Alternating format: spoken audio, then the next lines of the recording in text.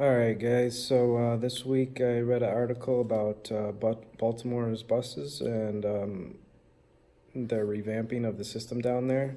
But that only came because they had a project for the light rail, which I wrote. That's why this article took interest to me because I used to live in Baltimore and I used the bus system and I used the metro rail or the light rail. And they were going to expand the light rail. And they lost like $2.9 billion of project, like federal funding, after they had already put in 290 million. Yeah, it was $1.2 billion project. They had already put 290 million in planning, and then they ended up losing it. And what happened? They diverted some of those funds, like 130 million or something like that, 200 million to 135 million to reboot the buses. And yeah, I remember being in Baltimore and riding the buses, and like this article says, like you never really knew when it was coming. Sometimes you'd have no shows, you'd always miss connections. And I had to, like this article was talking about, they're trying to connect the suburbs with the city for people in the inner city where there is hardly any jobs for, these inner city neighborhoods. But the people from the suburbs come down to the downtown and get the really good jobs, but the people that live in the city, they have to go outside to like malls and, not too lucrative jobs, but that's the only choice. And some people just can't get out there. Like it was saying in this article, only 30% of the people 30% of the people depend on public transportation. And that reflects in the buses when I used to ride down there because especially if there was a bus that just no showed, the next bus would be absolutely crowded and you'd be lucky to get on it. So then sometimes you'd miss two buses. And sometimes that happens in Buffalo, with when you're riding up on the Grant Street and school gets out and the buses might be full. But in comparison, Buffalo's bus system, I thought was pretty good compared to Baltimore's.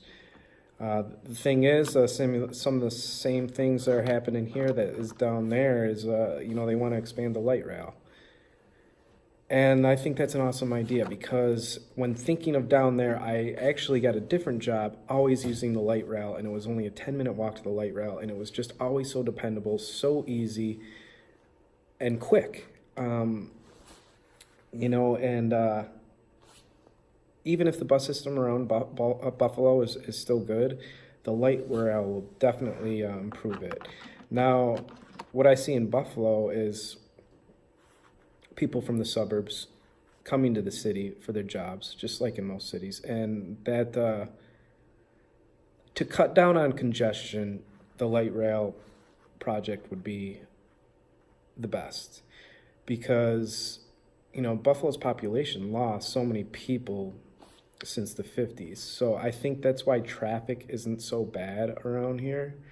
I can't really dissect it, but I really don't think Buffalo's auto traffic is that bad. The Beltway is pretty good, as in comparison to like DC, which is absolutely unimaginable. But they have a good metro system, which sort of eases us up. But I mean that areas just went through so much sprawl. It's like hard to say what to do down there. But yeah, Buffalo continues to grow. So is our population going to catch up to what infrastructure has already suited us this far? And to act on this stuff, I think we have to be proactive, like 10 years proactive. I mean, it takes a long time to build a light rail and get the funds together and the planning. And we already have the planning in place, and who knows how much money they already spent on that.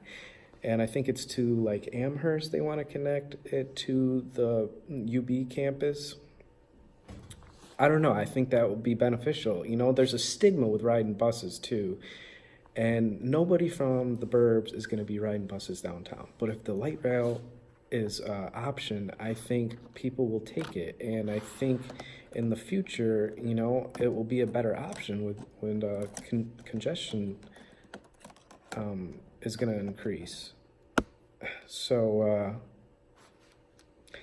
I had a couple more things to say, but I'm not gonna. All right, thanks.